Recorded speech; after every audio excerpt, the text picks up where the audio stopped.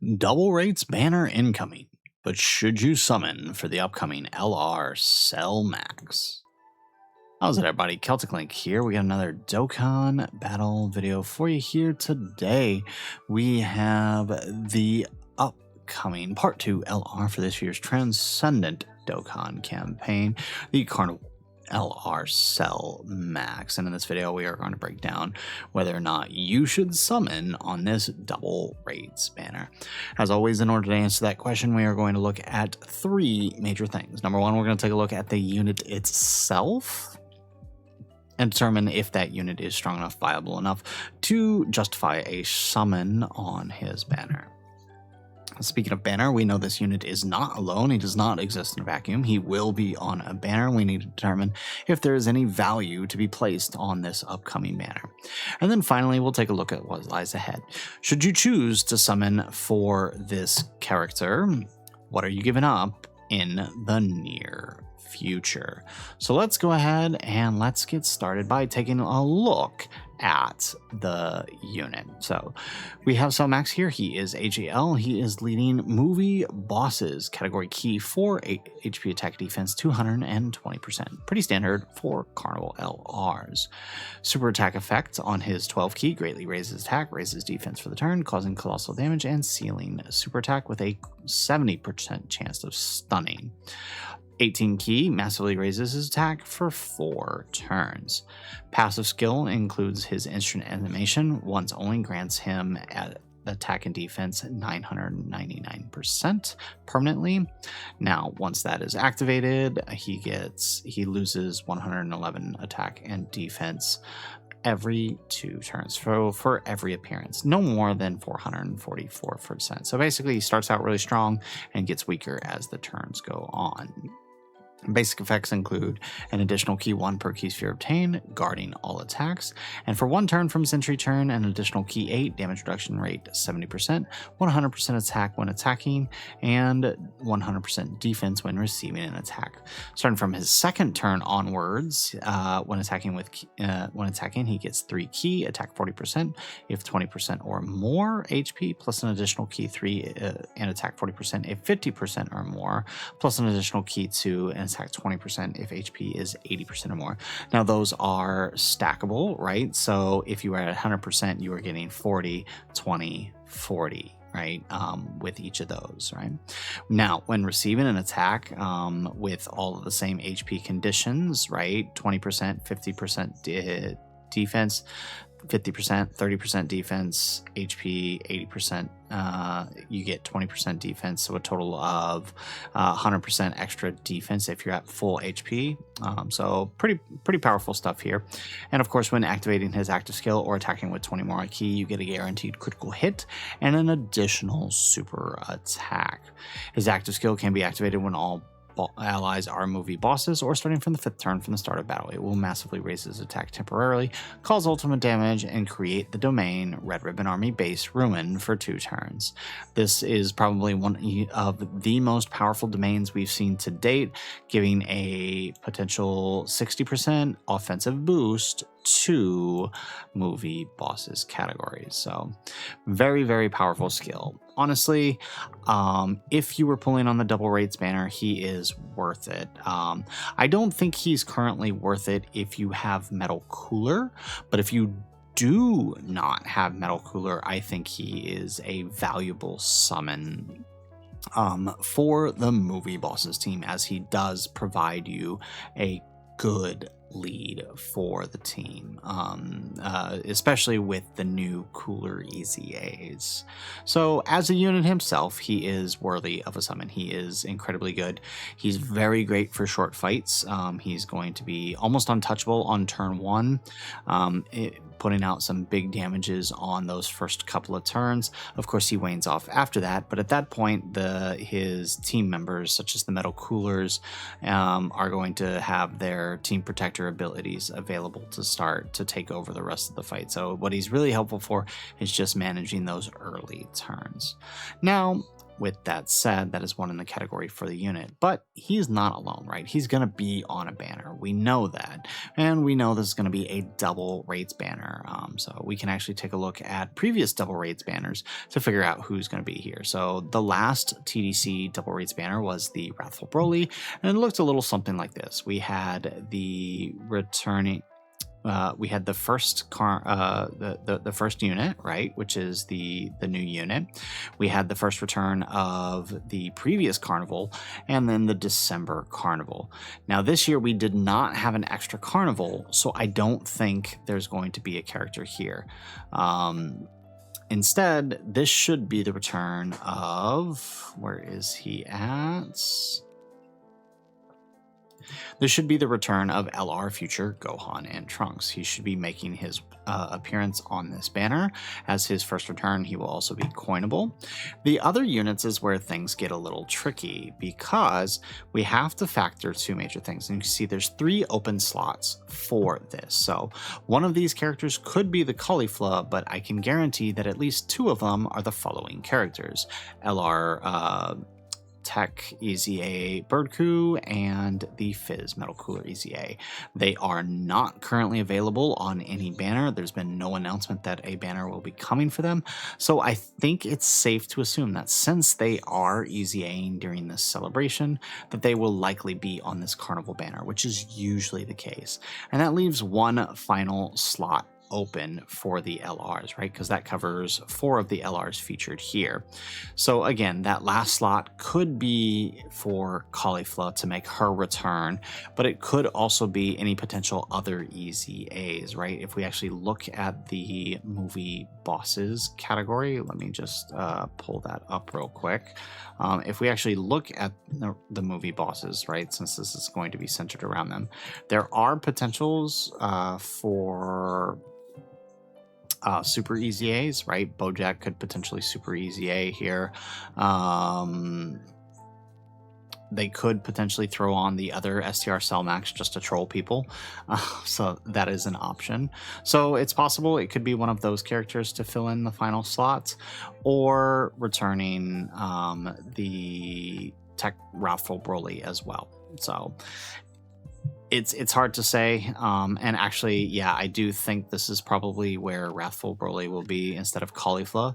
So yeah, it's not going to be the greatest banner, but I mean, it's still a pretty valuable banner, especially if you were missing Fizz Cooler or Birdcoo for that EZA. So honestly, for a double raids banner, it's going to be pretty good.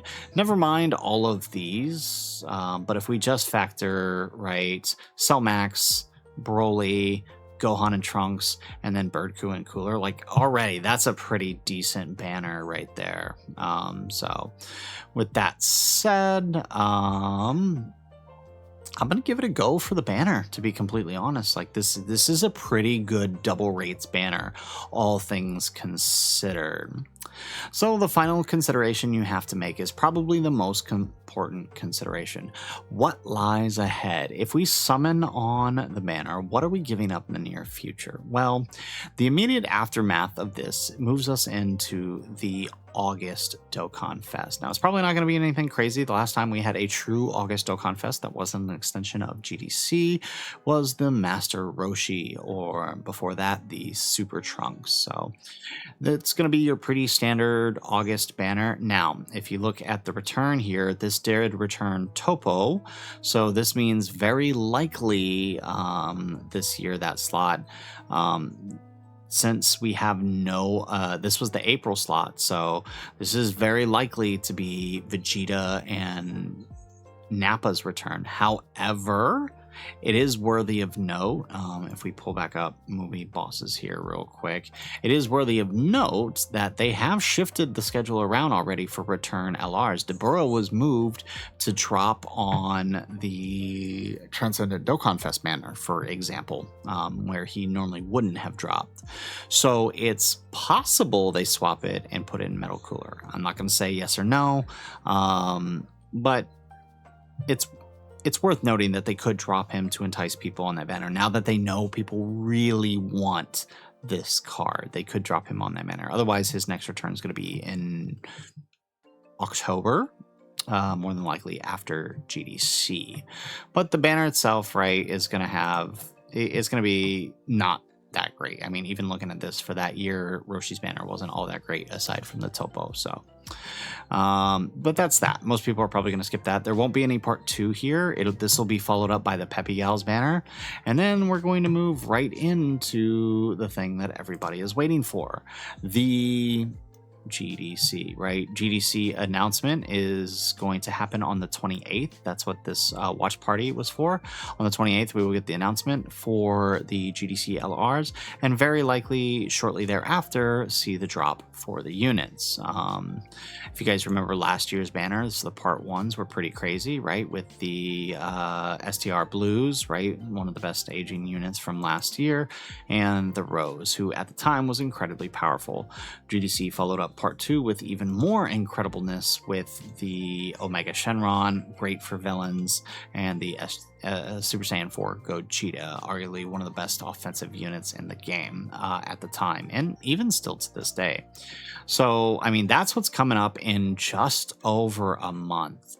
So when you consider that, when you consider how good Cell Max is as a unit, when you consider how good this double rates banner has the potential to be, is it worth giving up your summons in GDC? Remember, for GDC banners will have pity spread across those 4 banners that I showed you.